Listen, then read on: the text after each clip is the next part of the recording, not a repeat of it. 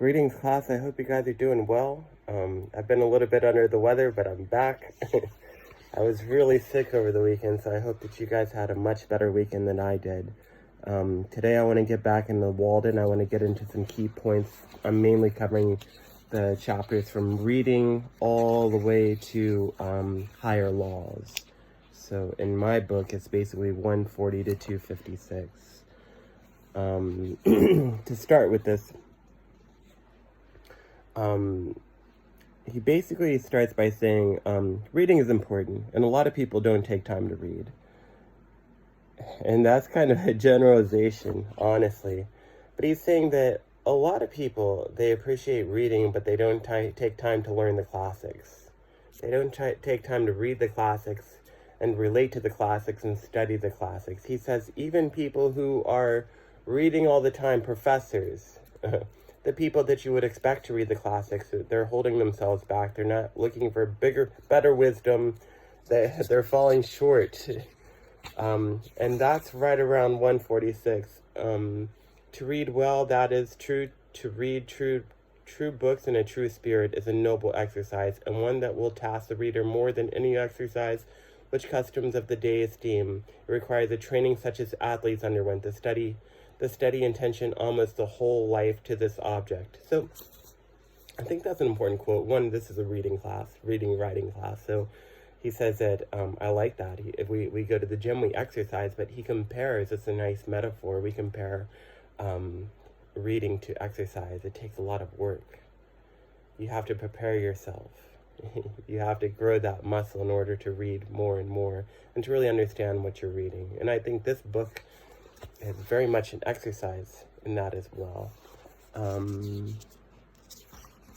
On page 153, he says that one of the best reasons to read is we can find our own truth. He says on page 153, right around the middle, these same questions that disturb and puzzle and confound us have in their turn occurred to all the wise men. Not one has been omitted, and each has answered them according to his ability, his words, and his life. So when you read a book, it's like somebody sat down and like, this is it. This is what I think the world is like. This is my thoughts on the world, on how to live. And if you read enough books, maybe you get a deeper meaning of your own life and your own truth and your purpose and what type of life you want to lead.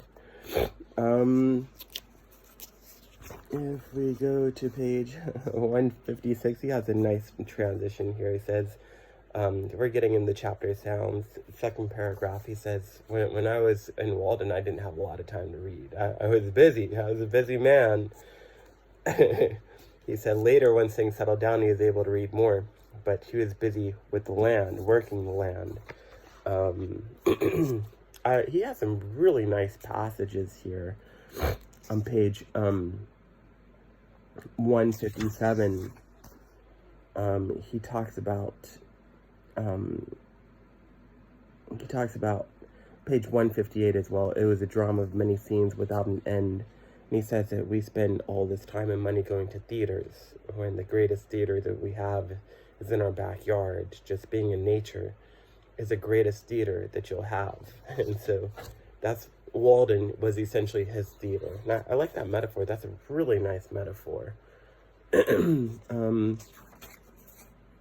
161, I like this passage where he says, all the Indian huckleberry hills are stripped and the cranberry meadows are raked into the city.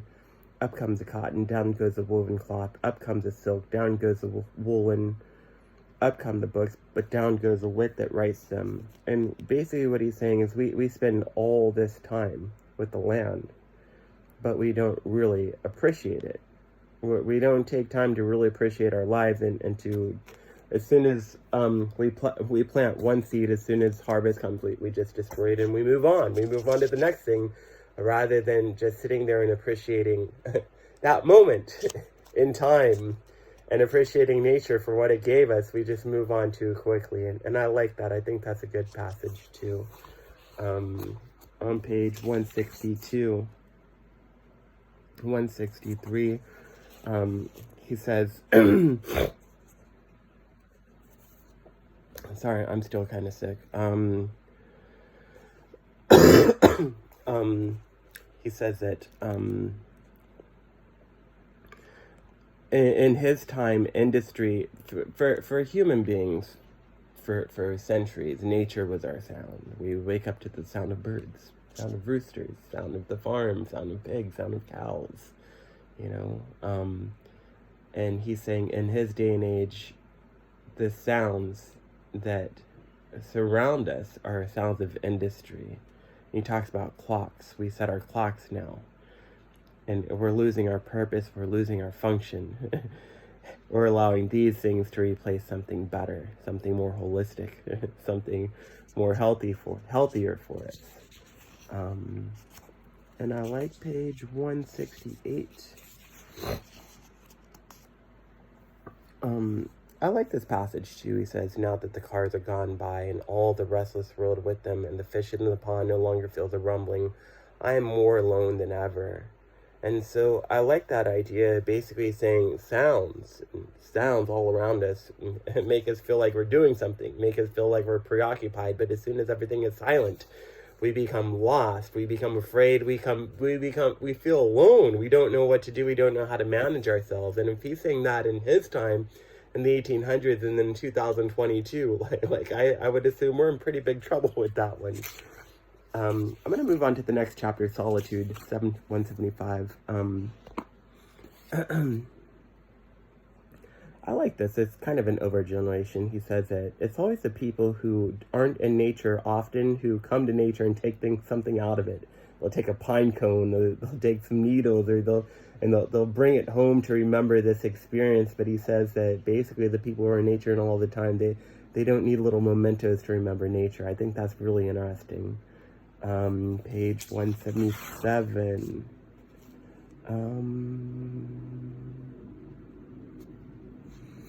He says that he kind of carries on this idea of being alone. He's saying to be alone was something unpleasant, but I was at the same time conscious of my slight insanity in my mood and seemed to foresee my recovery. And he's basically saying, if you just get outside and you really observe every little pine needle expanded and swelled with sympathy and befriended me, if you get outside and connect with nature, you won't feel alone. He said, we're surrounded by life. We choose to ignore life. We're not alone at all. Page 180.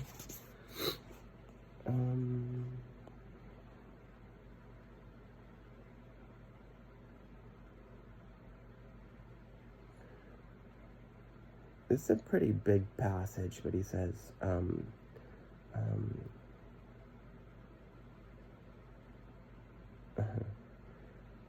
we spend all of this time in our lives fighting for things that don't really matter.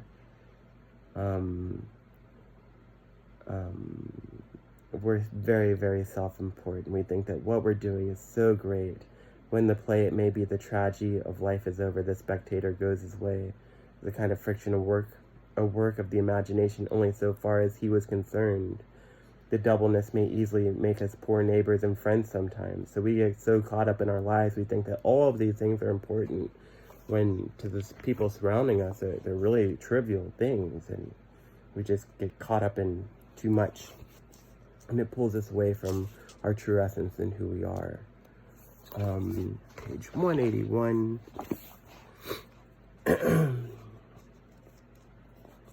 I like this point. He says on page 181, it's a very powerful quote. He says, society is commonly too cheap.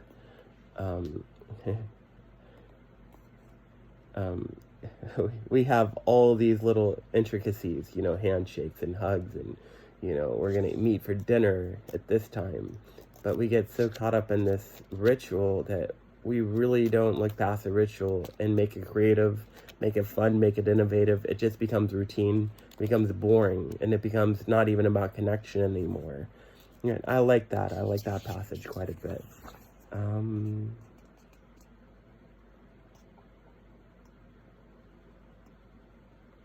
And he says, also on page 182, if you really look at nature, nature is alone, and it handles it well. He says the lake is alone, the sun is alone.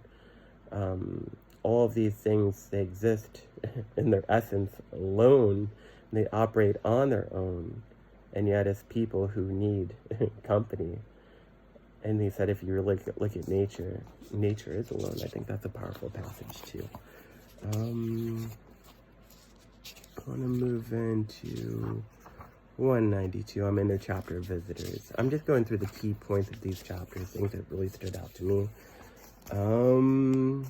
Let's see.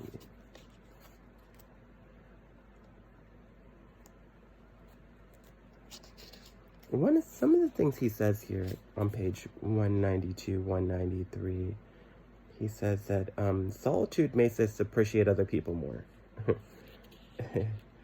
He has a guest, and I'm reading bottom of 193. It would have suggested many things to a philosopher to have dealings with him. To a stranger he appeared to know nothing of things in general, yet sometimes I saw in him a man whom I'd not seen before, and I did not know whether he was as wise as Shakespeare or simply as ignorant and a child. So he says, basically what he's saying is that when you get away from people and you just rest and you get out in nature and you just learn to live in solitude, then when you come back out of nature, you can appreciate others more. That's what he says. He also says this. If we're talking about conformity, as one of the major themes, this is a pretty big passage for us. It's on page 195. He says that people really don't change. He says, satisfied. Some men are satisfied with one thing and some with another. One man, perhaps, if he's got enough, will be satisfied to sit all day with his back to the fire and his belly to the table, by George. Yet I never, by any maneuvering, could get him to take the spiritual view of things. The highest that he appeared to conceive of was a simple expediency, such as you might expect an animal to appreciate, and this practically is true of most men. If I suggest any improvement in his mode of life, he merely answered, without expressing any regret, that it was too late.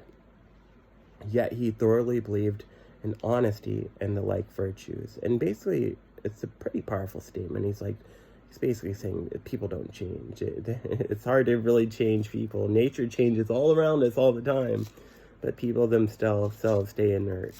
I think that's a pretty powerful passage as well. Let's see. This is I love this passage just for the beauty of it. It's page 196. It's up near the top. He suggests that there might be men of genius in the lowest grades of life, however permanently humble and illiterate, who take their own view always, or do not pretend to see it all, who are as bottomless even as Walden Pond was thought to be, though they may be dark and muddy. So there might be people out there who are very deep, very thoughtful, and we not even expect that of them, but they are deep as this pond. They are as wise as this pond, and I like that metaphor. I just have a couple other bits to go over. I know this video is getting kind of long. Let's see. If you look at what Thoreau is doing out here, he was planting beans. He talks about beans a lot in this book. Beans are pretty easy to grow, but he basically worshipped beans. 200 has a really nice passage of he loved beans. He just loved growing beans. He loved the soil. He loved to work with it. He says, my enemies are worms, cool days, and most of all woodchucks. Like, he's spending time here. This is his life. This is his purpose, to grow beans. Page 209. I think this one really ties in to a lot of different things. He says, I saw an old man the other day, I'm reading 209, to my astonishment, making holes with the hoe for the seventh time at least, and not for himself to lie down in. But why should not the New Englander try new adventures and not lay so much stress on his grain, his potato, grass crop, and orchards, raise other crops other than these? And I like that. For a lot of farmers, they get caught up. They just grow the same crops over and over again. And even if you look at a place like Southern California, A lot of people like to grow watermelons and cantaloupe, and they take a ton of water. They take a ton of water, and we don't have a lot of water, so we're in a drought currently. And so if we had more sustainable crops like beans, and I'm being honest, beans don't take as much water. We could conserve the land, we could appreciate the land. But I think that's an interesting point that he makes as well. And then I'm on the chapter The Village. I'm going to get into two...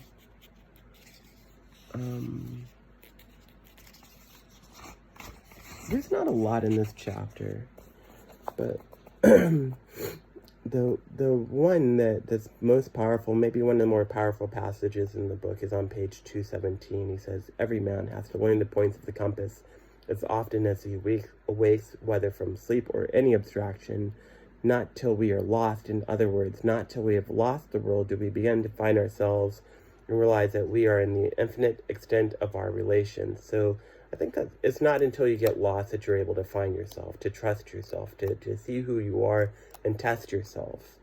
So I think that's a very important passage. And then I just have a couple other passages. Some are just beautiful passages that I like a lot. Once we get into the chapter The Ponds, he talks about the fish, the type of fish in this pond.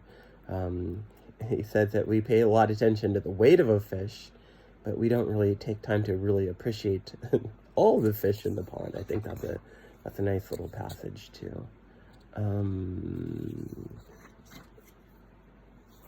235 has a really nice metaphor, and he compares Walden Lake to a mirror, and it continues on to the next page, and he's like, it's the perfect mirror. There's nothing there's no better mirror. Nature creates the best mirrors.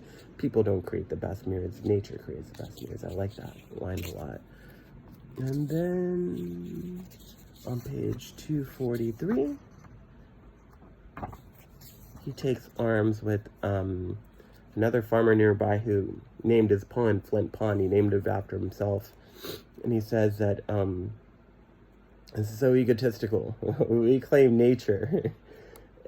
And nature is bigger than us. We shouldn't be putting our names on nature. We should just... he says it's just egotistical to call a mountain like after your last name, or to call a lake after your name. He said, let it, your name is small in comparison to the greater density of what you see before you. So he does attack this farmer a lot for that.